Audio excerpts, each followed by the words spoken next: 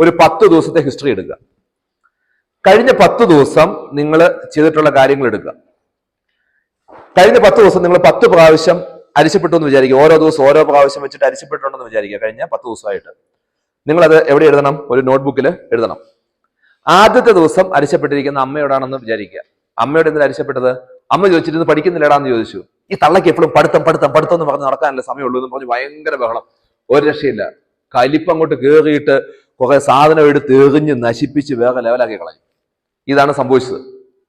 അപ്പൊ നിങ്ങൾ ഡയറിയിൽ എഴുതി, അമ്മ എന്നോട് ചോദിച്ചു എന്ത് പഠിക്കുന്നില്ലടാന്ന് ചോദിച്ചു, അതിന് വേണ്ടിയിട്ട് ഞാൻ ഒരുപാട് അരിശപ്പെട്ടു, ഭയങ്കര ബഹളമായി, ഇഷ്യൂ ആയി എന്ന് എവിടെ എഴുതി? ഡയറിയിൽ എഴുതി. ശേഷം ഏറ്റവും ആദ്യത്തേത് എന്താണ്? അമ്മ പഠിക്കുന്നില്ലെന്ന് ചോദിച്ചു, അതിന് ബഹളം ഉണ്ടാക്കിയ കാര്യമാണ് ആദ്യം കിടക്കുന്നത്. എന്നിട്ട് അങ്ങനെ അല്ലായിരുന്നു നിങ്ങൾ എന്ത് ചെയ്യേണ്ടിയിരുന്നത്? റെസ്പോണ്ട് ചെയ്യേണ്ടിയിരുന്നത്. ശരിയല്ലേ? പിന്നെ എങ്ങനെയായിരുന്നു റെസ്പോണ്ട് ചെയ്യേണ്ടിയിരുന്നത്?